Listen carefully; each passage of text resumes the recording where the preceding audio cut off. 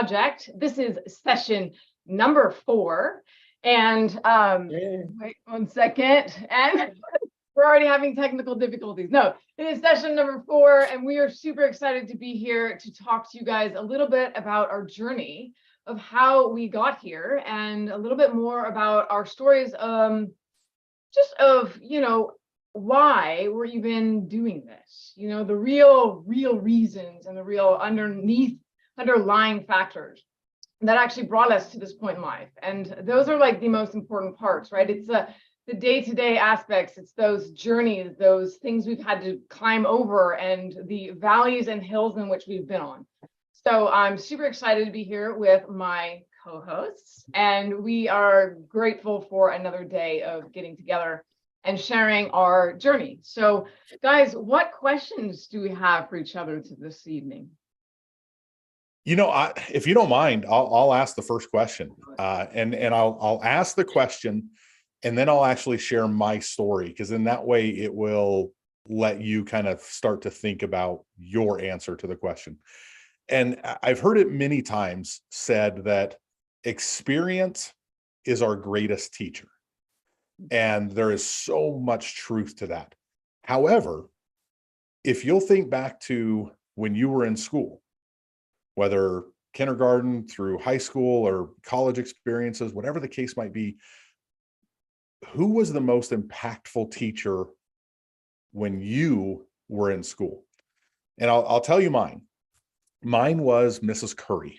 I actually had several who were huge impacts on my life, but Mrs. Curry was without a doubt the impactful one. And it actually stems from one day and one sentence she said to me. And it was so powerful to me. I've kind of shared a little bit in some previous episodes. I didn't have a necessarily ideal upbringing or an idyllic childhood. There was some abuse from a stepdad and mom and that kind of stuff. I went to live with my dad when I was 9 years old. And there was a period between 9 until I was 15 that I was kind of becoming, I know that this is a family show, but I was kind of becoming a turd. Let's be honest. I'll call it what it is. And yeah, I didn't really care about school. I didn't care about a lot of things. I had a lot of different viewpoints and perspectives, especially when it came to women, because, I didn't have a great relationship with my mom. My dad didn't have a great relationship with women. And so a lot of that was kind of funneled down to me. And so you had all of these different pieces.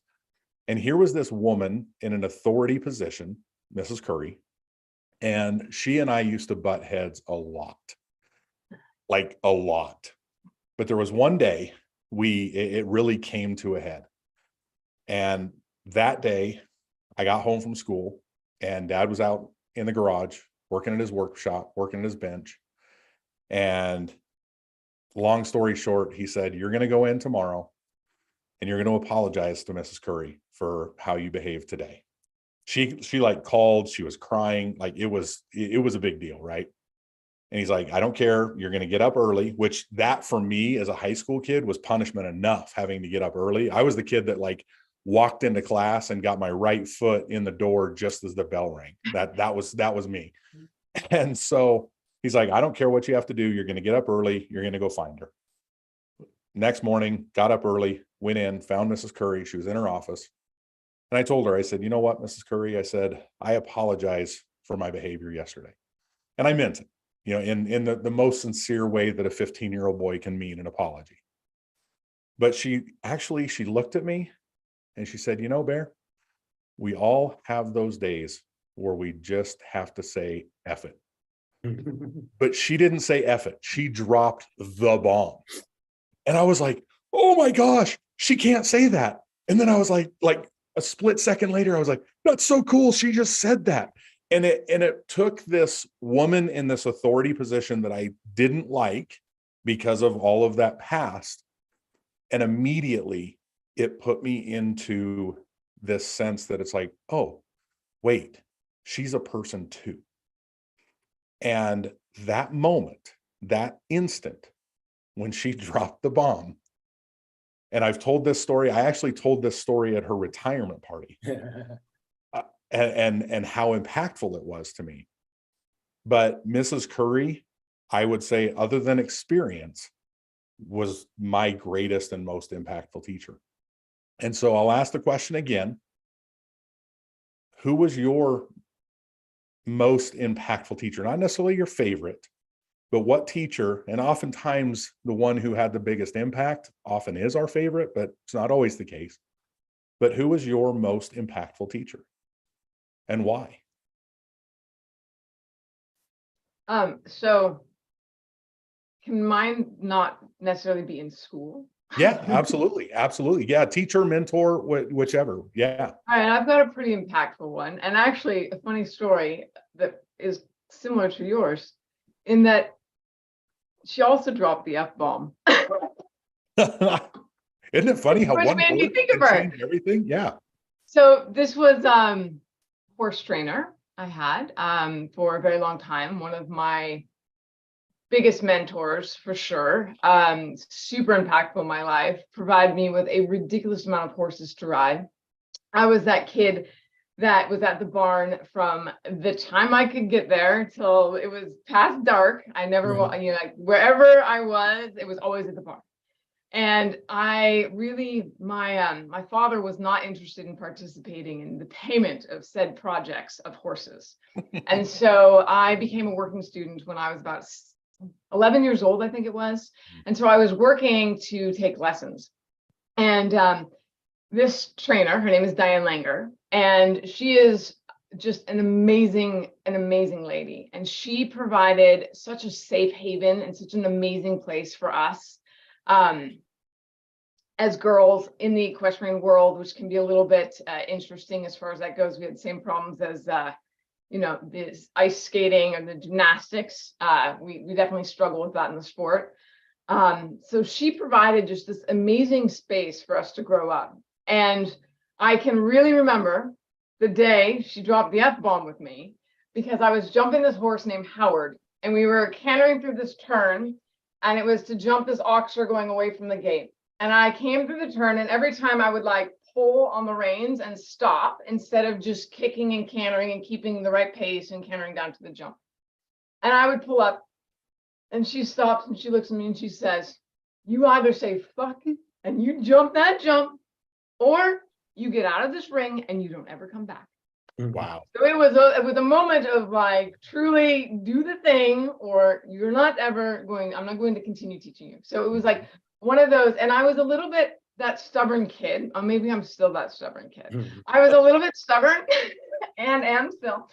And it did take a lot of that type of like catch my attention and really like kind of push me up against like, okay, you're going to do this, but it was for the better, right? And so of course I went and jumped the jump and continued riding with her for many, many years, and just an amazing lady. So yeah, that's my teacher story. Yeah. And isn't it amazing that gut check and when that gut check happens, and Bo Eason talks a lot about the power of story, but he also talks about that pivotal moment, that defining moment in our life, right? And what happens in that defining moment is it's usually that gut check. It's like, okay, it's time to either step up or step out. And yeah, I love that. I love that. Alex. I'll go next. Yeah. So probably one of the teachers who has most impacted my life was my boxing coach. I started boxing when I was about 17, 18 years old, so almost 10 years ago now. When I started boxing, I was living in Cancun, Mexico at the time. So I did live in Cancun for several years, for those of you that don't know. And I started boxing at just a local boxing gym in Cancun, where it was all men. I was the only girl there. Oh yeah. And I was young at that. So, but I started training with the guys and learned a lot about boxing, but also this was like 10 years ago. So there wasn't really a lot of like women in that sport. Like there's more now, but 10 years ago, yeah, there wasn't really a lot of women. And remember when I started, there was one person who was fairly close to me. And I think I shared that I was like taking boxing lessons or something. And this person said something like, I don't think that's really a sport for girls, or said something along those lines, like, that's not a very feminine sport or something like that. And I was like, I forget what I said, but it was like, interesting. Like, why does that matter to you? Like what exercise I choose to do for my body that feels right to me. Like, I just thought it was a little bit odd, but, and anyway, went on with my life, didn't think too much more about it after that, but it was just interesting that people had that opinion still of, sport being not meant for girls. And it was something that I so enjoyed. When I came back to Canada a few years later, I started attending a boxing gym in Edmonton, Alberta, where I now live. And the boxing instructor there, who's actually the owner of the boxing gym called Champs, her name's Jelena, and she is actually a world champion boxer, like 8-time world champion, like just incredible, like powerhouse of a woman. And so I started taking lessons with her, and she completely just like changed my view of the sport of boxing, as well as just like what it meant to be a strong woman. And she is still the owner of the gym. So she taught me so much, really, like not even just about the sport of boxing, but she taught me how to listen to my body, like how to use breathing in sport to build my endurance and push my body a little bit further when I was getting tired. And more than that, like she also just shifted my perspective on what it meant to be a woman in that sport, and also just like a woman in business. She's a successful businesswoman as well as a successful boxer. And yeah, she really taught me a lot about sport and about life in general, and still boxing to this day. And a lot of it, I think, is thanks to her and how she kind of like redefined that sport for me, for a woman. Yeah, no, and I love that, because it's interesting, because our most inspirational teachers, if you will, or most impactful teachers, often teach us so many things that have relation outside of whatever arena it is, whether it's the boxing ring or the writing arena or the classroom. It's those life lessons that they teach us that say, hey, it's more than just this is life. And that's where it really comes in. And John, I know you're feeling a little bit under the weather, a little raspy on the voice and everything, but I'll ask you, who was that impactful teacher for you? Yeah, my voice is like toast. I've been sick for like almost all week. So I was thinking of my grandfather.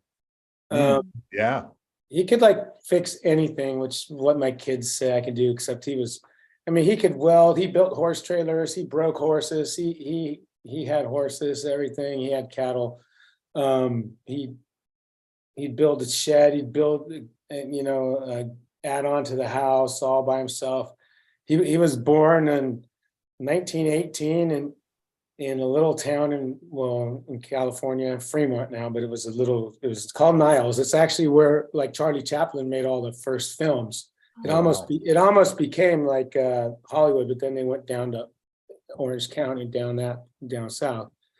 But and his father passed away when he was like 4, and his mom she had 4 boys. He had another brother who was younger than him, was probably like 2, and then 2 other brothers. And so she raised them from all that whole time. And she was from Italy. So her name was Nana, and she was funny. You could barely understand her because her English was so broken with Italian. But he did everything. He rode motorcycles. He was a truck driver. Actually, later in life, he drove heavy equipment. He drove the big scrapers, the ones that cut down, they cut the hills, and you'd go off and cut it. And I don't know, I always admired him because he, like I said, he could do anything. He was very mechanical, and even building things. So I always looked up to him. Wow, that's awesome. But he was always really loud too, because he was Italian. So Yeah. that part I got to learn to, because you think that it's normal when if you start getting angry, they're like, stop yelling. It's like, I'm not yelling, I'm just excited. But If you want me to start yelling, I'll start yelling. Yeah. yeah, but it's a different thing. It is. It's good to learn how to be aware of that. Oh yeah, absolutely. I love it. I love it. I have love a it. question for you guys. What was the biggest event or moment in your life where things really shifted for you from, I think we all have in common that, well, I don't know, I won't speak for all of us, but several of us in this group, I think, have in common that we came from very different paths than where we are today. And we've chosen this reality through just really daily practice and daily decisions of how we're choosing to live our life now. What was like the biggest moment or event or teaching point in your life where you decided to make that shift? Wow, that's a great one. Lisa, you look like you have an idea. I have one very big in particular, yes, for sure, that I can think of. I was in the middle of Tennessee. I'm really from California. Actually, I was born in Chicago, but we moved to California when I was 6 months old. So I grew up in Los Angeles, and I happened to, at this point in time, be in the middle of Tennessee. And my significant other, who is bipolar, was in the middle of a major manic episode. So he was actually in California. And I was in the middle of the country with the dog and the horse trailer and the truck camper. And I had met this wonderful person that was like, hey, why don't you come hang out with us in Tennessee? Knows nothing of the story, just randomly, like, I was like, oh my God, where did that person just randomly come from and say, hey, come stay with us? So I stayed at their place in Tennessee, and I was trying to organize my life. I was in the middle of launching it was a database that actually, like, it was an app based on a database that actually allowed me to buy and sell horses. So that's why I was in the middle of the country, I was buying and selling horses. And anyway, I was just trying to figure out what to do with my life, kind of in a, like, all chaos, didn't know, the business needed a lot of help. I was just not sure what to do. And on Facebook was the Brendon Burchard. And he had the book, The Motivation Manifesto, which I know I've talked about, but I would say that moment of reading that book was, and just the change in that, the way that it's written. So it's it's very much like the Declaration of Independence, right? So you're like declaring that your life is back. And I was at this low point, and I just, like, this came at the, like, most serendipitous, beautiful time. And reading that book was probably the most transformational point. Like, when you're talking about actual points in life, like, I can tell you from that very moment, I was like, okay, like, life is going to be different. I'm not going to settle. I want to, like, and it was such a different perspective of just taking the spear, because he talks about taking the spear and you chuck the spear as far as you can that day. And then you walk as far as you chucked it, and you chuck it again the next day. And it's more about, like, taking the steps to become better, right? And at that point in time, I was, like, very much in stress, very much in chaos, very much in crisis, and really had no idea what direction was up, right? I was so out of check with my values, so out of check with, just because, like, one thing after the other had happened in life, and it just, like, steamrolled. And that moment of reading that book was literally like, okay, there's a new chance. There is an option. You can actually change. And so that was what set me on this journey to today, which is, like, a completely different reality. The significant other does a phenomenal job with his bipolar as well, which is, like, so amazing to watch that growth, because it is the growth that we talk about this stuff all the time. And it's really learning through what his illness was. And that's also what got it into, so it was like that whole episode was what like transferred everything into like, okay, we got to figure out the brain. We got to understand the emotions. We got to understand how all these pieces work. And it was like that book showed up. I read the book. I was like, okay, transformation. So that's been, it's just amazing to see that growth. And yeah, that's my biggest moment, I think of. Yeah, no, that's awesome. You know, for me, it's actually kind of a two-part story, if you will. And it centers around my views on competition. At one point in my life, I was a triathlete. And I don't mean I tried to be an athlete. I mean, I actually participated in a triathlon. And I did, you know, for those of you who aren't familiar, triathlon, start out in the, you know, with a swim, then you do a bike, then you finish it off with a run. And, you know, I was 11 years old, I think. And so I did this triathlon at the local YMCA.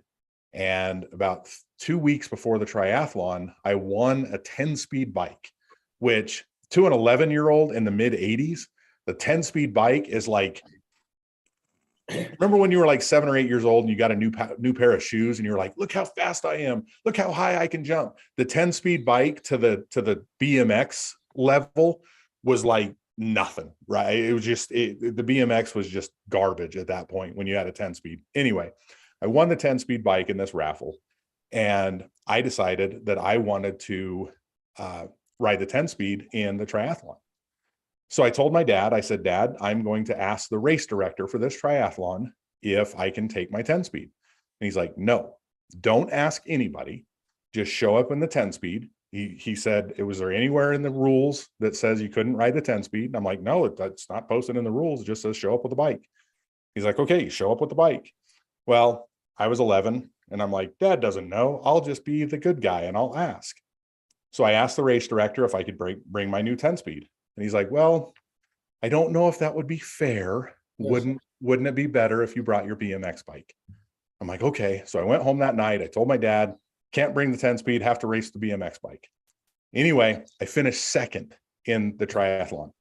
And I was so mad at myself. And my dad, he wasn't mad at me. It was just one of those meh, kind of, you know, that I told you so look that dads are so good at giving.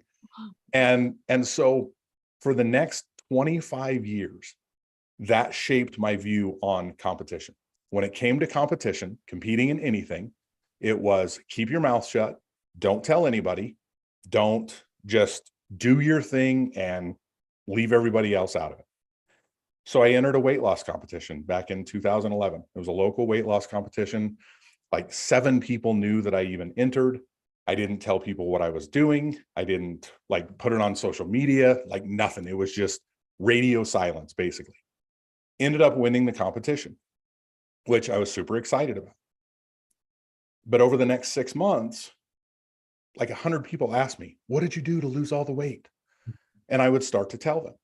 Well, in the morning, I got up, I would, you know, go to work. For breakfast, I would have a yogurt, a banana, an apple, and a cucumber. And 95 out of those 100 people would immediately say, well, I don't like cucumber. And I'm like, okay, knucklehead, it has nothing to do with the cucumber, but they would let that stop them. But what I learned about it was you can tell 100 people your secret to your success and whatever it was that you were successful at. And none of them usually will do it. And so the idea of keeping secrets and competition and everything else, it's not really, no one's going to do it anyway. No one's going to do the thing that you did to become successful. And if they do every step of what you did, they're probably not going to have the same results because of timing and everything else. And so the lesson that I learned from those 2 events, you know, the triathlon and then the weight loss challenge, was that share it with the world.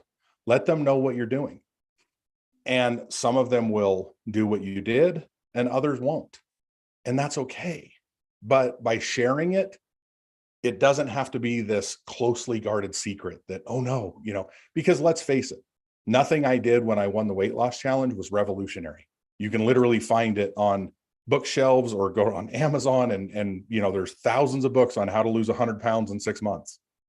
But will people do it? Number one. But number two, they have to figure out how to do it for them and do it in a way that works for them, because apparently not everyone likes cucumbers. So yeah, that's those are those two events that really shaped my view on competition. I love that. I love that because I feel the same way about, like so many people, if you bring it back to like the business idea and the entrepreneurial side, so many people are like afraid to share their idea or what they're doing or their vision, or like, because they're like, oh no, somebody's going to steal it. Right. Or like, give me a break.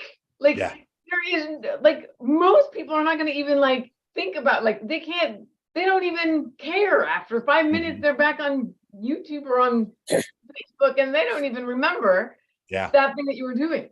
And then to actually get something that's worthy enough of getting off the ground and doing, like, to actually do that really takes some serious attention and focus. Like only those that actually really want to do something. And then again, they're not you. So I love that. Like, I love looking at things that way and being just understanding your uniqueness, and that, not being afraid to share any of it, because it's not about that piece of it, right? It's not about that little secret that you held in your thing. It's like, actually, the more people that you can get to raise the bar higher, the better we all will be, right? And so it's very different perspective. I love that. Well, and not to take up too much time, but 6 months ago, I posted a video on the mastermind group on Facebook. So here's 80,000 people in this group. And I posted a video on getting comfortable in front of the camera. And the idea that I shared was that every day on Facebook, when my list of birthdays comes up with people who are having a birthday that day, for the last 4 years, and I learned this from Brendan Burchard, but for the last 4 years, I've done a birthday video for everyone having a birthday that day. And it's individual to them. I say their name and everything else. And so I shared this idea, and this 6 months ago, I said, for a great idea on getting comfortable in front of the camera, shoot 20-second birthday videos. And I had so many people comment on that post or message me directly. Oh my gosh, that's a groundbreaking idea. I'm totally going to do that. And I followed up a few months later with a few of those people, and not one of them has done it on a regular basis. And so it's like, okay, it's okay to share the ideas, because likely there's not really going to be that many people, if any, that copy your idea. And it wasn't even my idea. I copied it from Brendan. So yeah. Yes. And note to self, if you actually want to do something like that and you think it's a good idea, make sure you write the note down and you remember it the next day, right? That you actually I wanted to do that. In order to implement that new habit, you have to actually have it in front of you, right? Right. So true. I love it. I love this. I think for me, a really big moment or event that shifted the course of my life was I was doing the event with Tony Robbins. It was UPW, which actually just went on this past weekend. And I know a lot of people in our audience attended that as well. So it'll be interesting to hear what transformations came out of that event for some of our audience this weekend. But that was an event that massively shifted my life. So UPW is a 4-day event, intensive event with Tony Robbins. For those of you who aren't familiar, it's about 13-hour days, 4 days in a row, back to back. I mean, you go all day, like morning to night, and really just digs deep into. Did you get it? Mine are on my other desk. So yeah. It goes really deep into, I would say, not just personal development, but really transformational healing, at least for me. And when I signed up for this event, I was in a place in my life where on paper, I should have been happy. On paper, a lot of people told me oh, you look like things are going really well, but I was so unhappy. I was so unhappy with the direction that my life was going, and just felt like there was so much more that I could be tapping into that I wasn't. And you ever just get that feeling where you're like, there's more out there, and I know that this can't be all of it. That's where I was at, and just feeling really unsettled. And so I joined with the desire to reach that next level, whatever that was, not knowing what that would look like. And honestly, still had a lot of pain from a lot of trauma that I had gone through earlier in my life. And I really just wanted the pain to stop. Also, that was part of it. And through that event, there were several exercises that you do in that event, which I won't talk about because it's really something that you have to experience in person. But there are several exercises that you do during that event that really, like, I can say I've spent years in therapy, like counseling and different psychologists, and none of it ever gave me like this level of transformational healing where I was like, wow, I finally feel that weight like came off my shoulders, and it was genuine, like truly just felt it dissolve. And that's where I really began the process of healing my brain from that trauma. You know, they talk about how trauma changes your brain. And I think the other piece of that is that you can also heal your brain from trauma. Like there are things that you can do that reverse that damage, or, you know, can undo that damage that trauma has caused. So that was really where I started. You know, that moment was huge in helping me heal, but that was also where my journey started into looking into alternative ways that I could continue the process of healing my brain from trauma.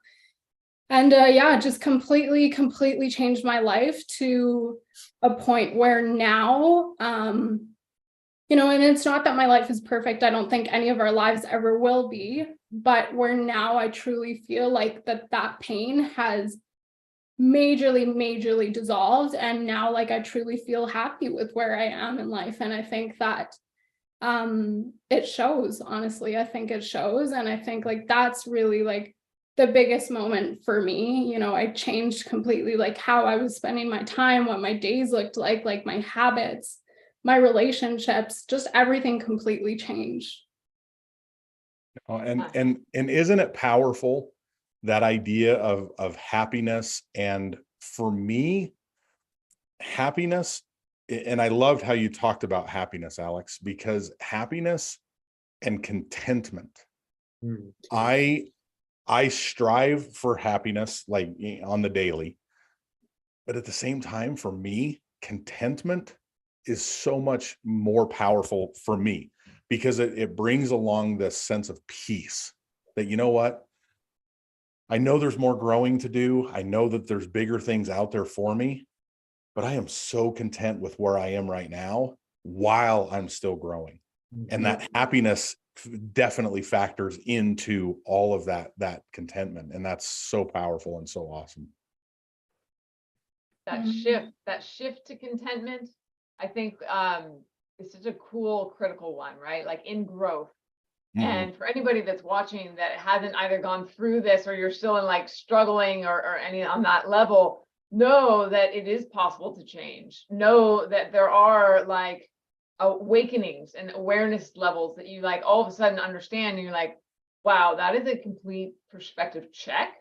My reality is very different because of it. And it is a lot of what you choose to focus on. And what's amazing about the event that Alex is talking about is there's a study by one of the universities that talks about, like, they actually studied the effects of doing one of Tony's events and the lasting effect of it. And it actually lasts better than any of the other things, therapies, all of the, even like the ayahuasca and all that other stuff as well. So I think even the psilocybin and all of those, it's like a way more higher level. And it's amazing how when you do shift that and you look at things from that kind of like a bigger, rounder perspective of everything, and you kind of like find the alignment of what your values are, and it really helps you like get clear on that.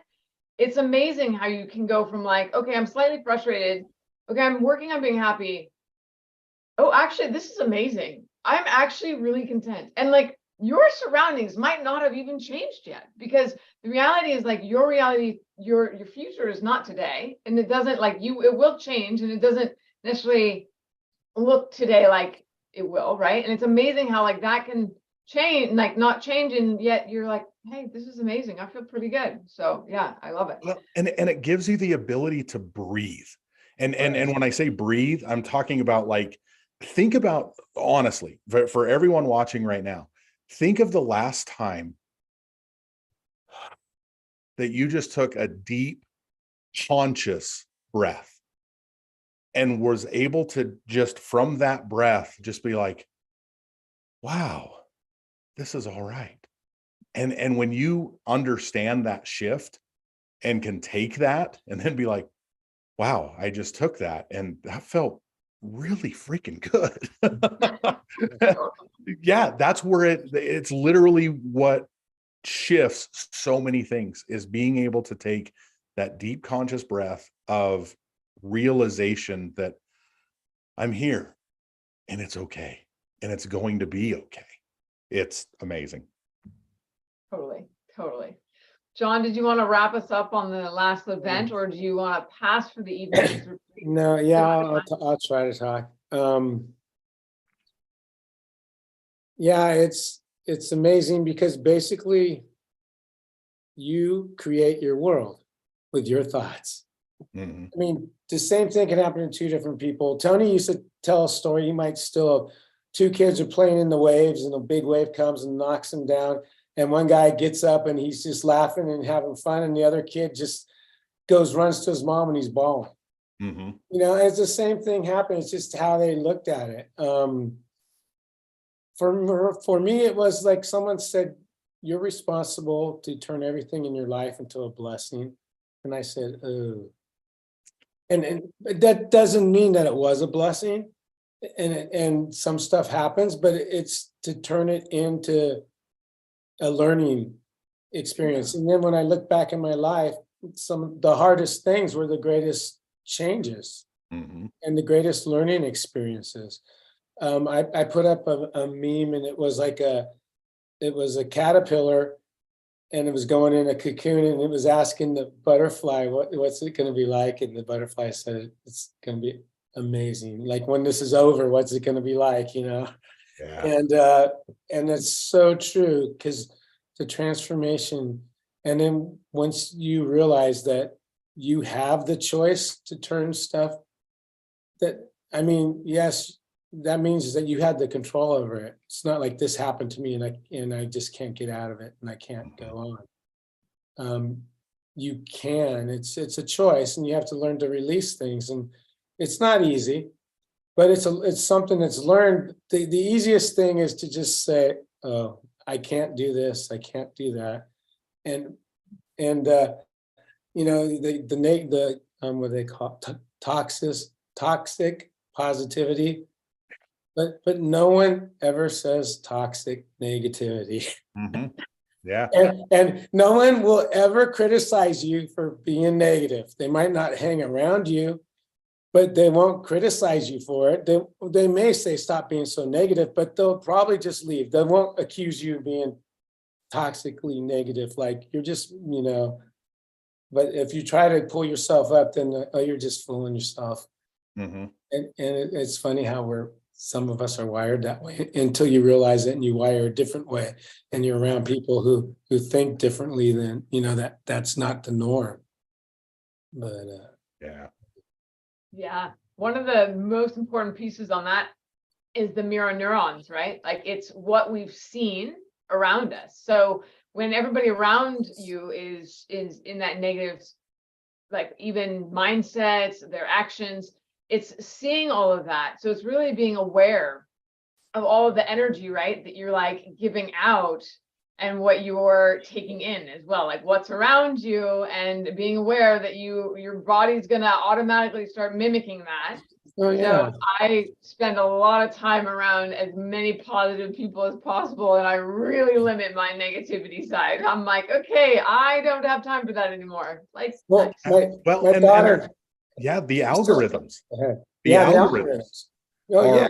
are set up that if well, now you can see it, but on Yeah. my phone, if I'm scrolling social media and I'm just looking at negative stuff all the time and focusing and watching negative reels and Right. political reels and all of these other Yeah. things, guess what I start seeing more of? But then when I start to focus on the positive ones, the algorithms are set up that it's going to take some work, but I'm going to start seeing more positive out or more positive stuff and content and everything else. And it's the algorithms in our minds are very similar in a lot of creepy ways, but yeah. Oh, yeah. I was, I used to watch, I haven't really watched a lot of TV at all, but you start watching some of these series, and all they want to do, they want to get your emotions up, down, up, down, up, down, up, down. It's like, oh, this person, especially like a medical one. Oh, this person's they rush them in the ER. Oh, they're going to die. We don't know what's going on. Oh, these two doctors are having an affair. Oh, this is going on. And you're like, it's like, why do I want to bring that in and feel these emotions, even like I'm watching them and like, why?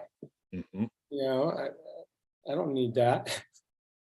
Yeah, pretty crazy coming from the, like the Hollywood family and whatnot. Like, Why? I don't watch TV. I don't think I've owned a TV for I don't even know how long. It's been a ridiculous long time. I just don't even know Netflix for me. I'm just not. I got too many other projects going on. It's amazing. So, Yeah. well, I think we should probably wrap up this evening because we got a little over the time we Oh, planned. yeah. But such a great time spending time with you guys.